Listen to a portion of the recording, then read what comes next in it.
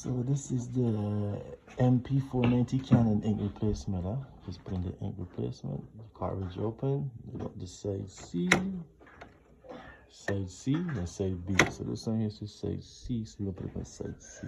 Just for people that have one of these Canon printers.